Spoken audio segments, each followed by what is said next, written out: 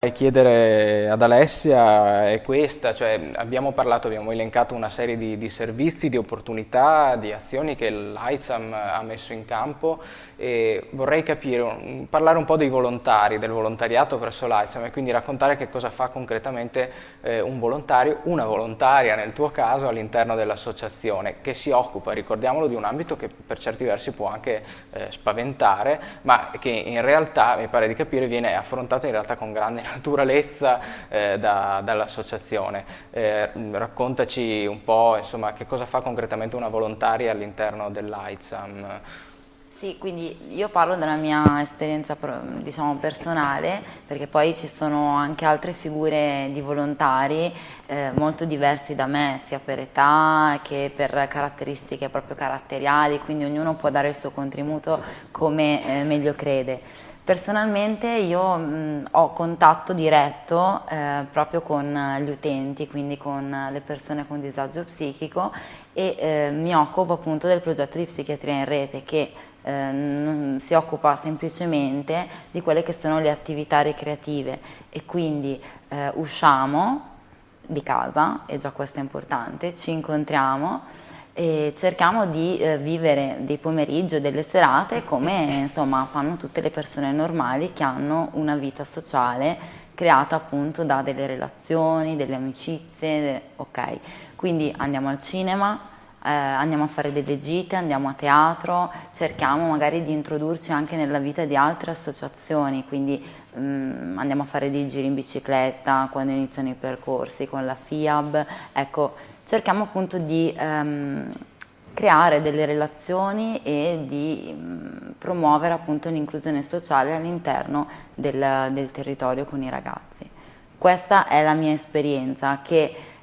potrà sembrare appunto, come dicevo prima, una cosa molto semplice, però ecco, è un punto veramente cruciale nel loro quotidiano e nel loro disagio che diciamo vivono da parecchi anni. Quindi il fatto di poter uscire, di condividere con persone che hanno diciamo vissuto le stesse esperienze e con altri volontari che si avvicinano delicatamente a quelle che sono le loro esperienze, mi sembra che sia insomma, un buon punto di partenza per altre attività magari più, ecco, più impegnate. Dal punto di vista, diciamo così, emotivo, relazionale anche, è un'esperienza che lascia il segno, diciamo, che Ma restituisce anche qualcosa. come tutte le esperienze di volontariato, sicuramente cioè, non è solamente un dare, ma per chi lo fa è tanto quello che si riceve. Nel caso specifico,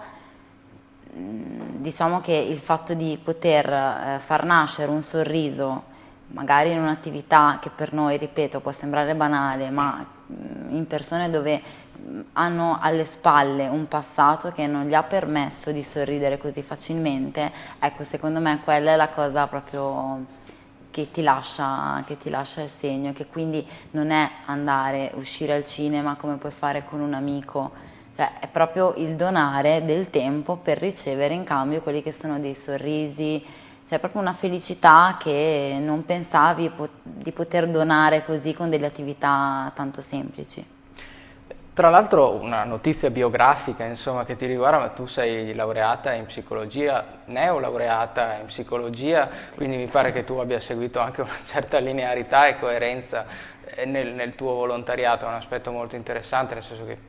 mi sembra che il volontariato possa essere anche un buon terreno di prova per sperimentare anche semplicemente le proprie Sì, passioni. sì, sì, diciamo che appunto la scelta del mio volontariato è appunto in linea con la mia scelta di studi e quindi poi spero anche la mia carriera professionale. Però appunto per chi volesse ad esempio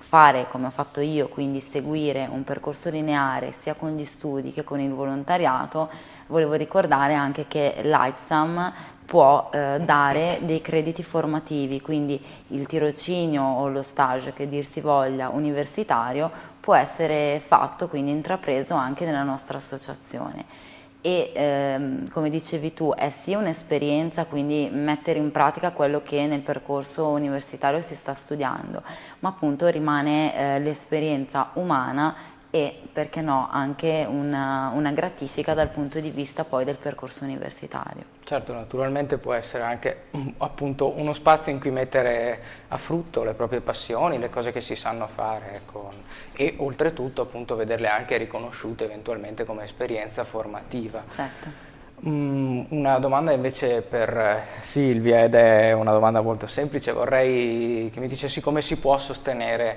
l'AIDSAM, cioè in che modo chi ci sta ascoltando e che quindi è all'esterno dell'associazione può contribuire a aiutare la vostra associazione.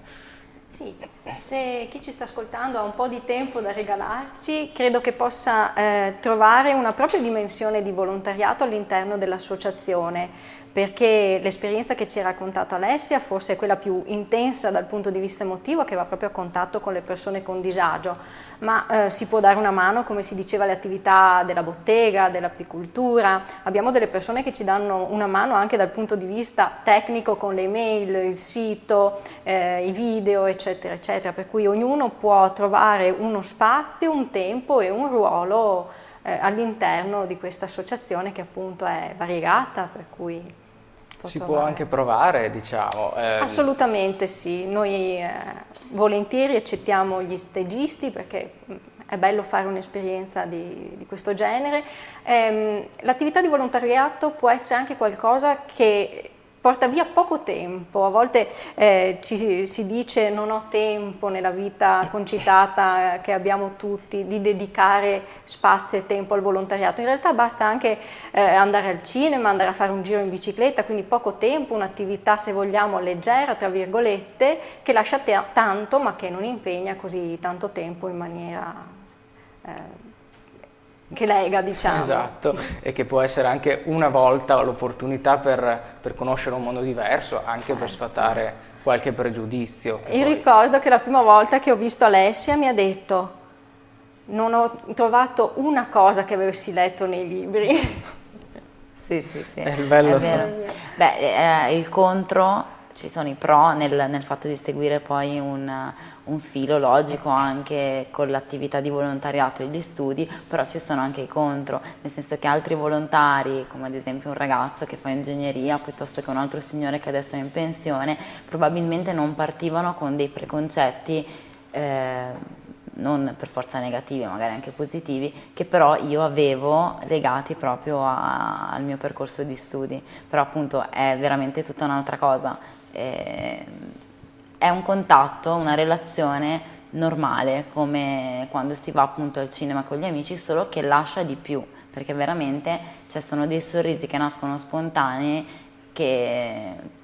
vabbè, non si possono spiegare così. Bisogna mettersi alla prova. Sì, bisogna provare. Diciamo, il bello dell'esperienza diretta, appunto. Io vi ringrazio, il tempo a disposizione ormai sta scadendo, quindi vi ringrazio veramente per aver accettato di partecipare, di chiacchierare con noi e raccontare un po' le attività della vostra associazione. Ringrazio ovviamente anche chi ci segue da casa e vi rimando alla prossima puntata di Spazio Volontariato, ricordandovi appunto martedì prossimo terremo un notiziario in cui elencheremo le principali iniziative e attività delle associazioni di volontariato. Ancora grazie ad Alessia e a Silvia dell'AIDSAM di Rovigo. A martedì prossimo.